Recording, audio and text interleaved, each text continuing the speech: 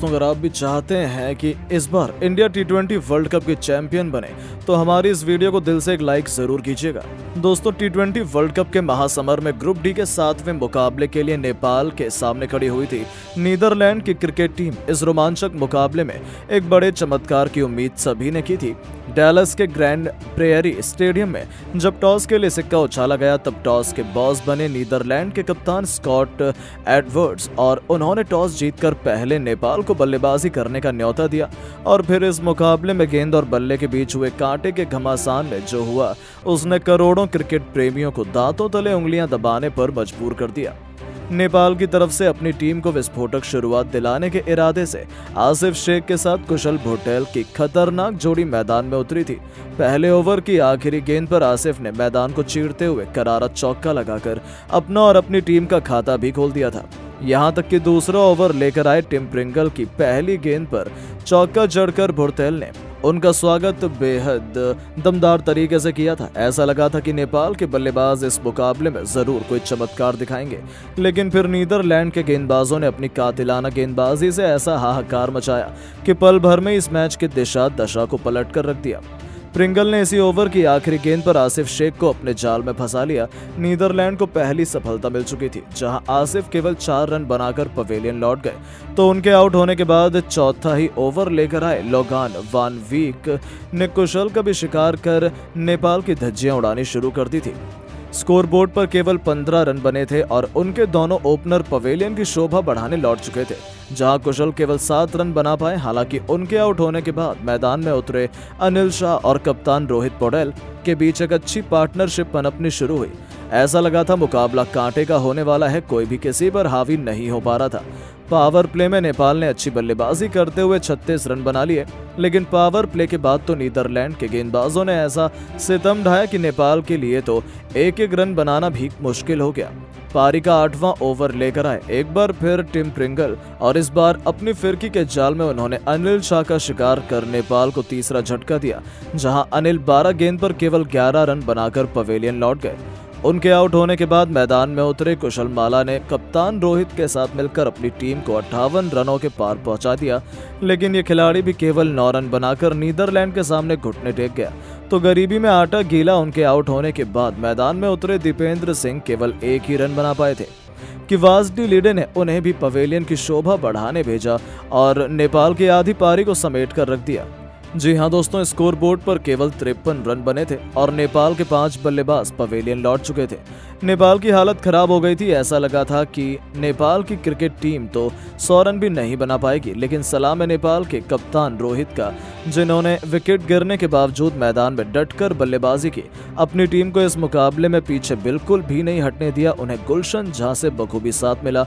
हालांकि जैसे ही कप्तान रोहित 37 गेंद पर 5 चौके की बदौलत 35 रन बनाकर प्रिंगल का शिकार हुए, मानो वहीं से नेपाल की पारी का अंत माना जाने लगा। उसके बाद भले ही गुलशन ने 14 रन बनाए, अंत में करण केसी ने केवल 12 गेंद पर 2 खतरनाक छक्कों की बदौलत 17 रनों का योगदान दिया, नेपाल को 100 रनों के पार पहुंचाया। बावजूद उसके नेपाल की पूरी टीम 20 ओवर भी नहीं खेल पाई और नीदरलैंड के सामने केवल 19.2 ओवर में ही 106 रन बनाकर ऑल आउट हो गई। यानी कि अभी से सबने मान लिया था कि नीदरलैंड ये मुकाबला जीत चुकी है और नेपाल के पास कोई चांस नहीं है मैच में वापसी करने का। नीदरलैंड के लिए टिम प्रिंगल और लोगन वन वीक ने सबसे अधिक 3 सफलताएं हासिल की। नीदरलैंड ने तो जीत का जश्न मनाना शुरू कर दिया था, लेकिन उन्हें अंदाजा भी नहीं था कि इस लक्ष्य का पीछा करते हुए भी नेपाल की क्रिकेट टीम उनकी नाक में दम करने वाली है। नीदरलैंड की तरफ से माइकल लेविट के साथ मैक्स ओडाउट की खतरनाक जोड़ी मैदान में उतरी थी। ये दोनों जल्द से जल्द अपनी टीम को जीत दिलाना चाहते थे, लेकिन नेपाल कुछ ऐसा कर जाएगा किसने ही सोचा था। महज दूसरा ही ओवर लेकर आए सोमपाल कामी ने अपनी कातिलाना गेंद से माइकल लेविट को पवेलियन का रास्ता दिखाकर नीदरलैंड की टेंशन बढ़ा दी थी, जहां माइकल केवल 1 रन बनाकर पवेलियन लौट गए। हालांकि नेपाल की जीत की उम्मीद तो जरूर जिंदा हुई थी, लेकिन यह ज्यादा लंबी नहीं चल पाई। नंबर 3 के पायदान पर बल्लेबाजी करने उतरे विक्रमजीत तो सिर पर कफन बांधकर उतरे थे। उन्होंने नेपाल को जल्द से जल्द हराने का मन बना लिया था। उन्होंने कमाल की बल्लेबाजी की और नेपाल को उसके बाद कोई भी सफलता जल्द हासिल नहीं होने दी। हालांकि रनों की रफ्तार काफी धीमी थी। रन बनाने के लिए नेपाल के बल्लेबाजों को भी काफी संघर्ष करना पड़ रहा था, क्योंकि पिच से गेंदबाजों को अच्छी खासी मदद मिल रही थी। 6 ओवर में नीदरलैंड की क्रिकेट टीम भी केवल 36 रन बना पाई थी। मुकाबला थोड़ा सा नीदरलैंड के हक में था, लेकिन नेपाल अभी भी उन्हें कड़ी टक्कर दे रही थी। और दोस्तों, तभी मैच में एक ऐसा ट्विस्ट आया जिसने इस मुकाबले को बुरी तरीके से फंसा दिया। जी हां दोस्तों, 9वां ओवर लेकर आए दीपेंद्र सिंह ने सेट बल्लेबाज विक्रमजीत का शिकार कर नीदरलैंड को दूसरा झटका दिया, जहां विक्रम 4 चौके की बदौलत 22 रन बनाकर पवेलियन लौटे। उनके आउट होने के बाद मैदान में साई ब्रांड एंगल ब्रेगेट मैदान में उतरे थे। 10 ओवर में नीदरलैंड की क्रिकेट टीम ने 52 रन बना लिए थे। आखिरी 60 गेंद पर नीदरलैंड को जीत के लिए केवल 55 रन चाहिए थे, जो इतना मुश्किल तो नहीं था, लेकिन मैच अभी भी फंसा हुआ था। हालांकि इन दोनों बल्लेबाजों ने अपनी टीम को जीत दिलाने का मन बना लिया था। उन्होंने आते ही चौकों की बरसात कर दी। 12 ओवर में ही अपनी टीम को 69 रनों तक पहुंचा दिया। अब तो पूरी तरीके से मैच नीदरलैंड की झोली में आ चुका था, क्योंकि उन्हें 48 गेंद पर केवल 38 रन चाहिए थे, जो कि कोई भी बना सकता था। हालांकि नेपाल ने अंत तक लड़ाई की। हार मानना तो उन्हें आता ही नहीं था, लेकिन शायद किस्मत को कुछ और ही मंजूर था। और फिर आखिरी ओवर तक चले इस कांटे के घमासान में जो हुआ, वो देखकर तो पूरी दुनिया हक्का बक्का रह गई।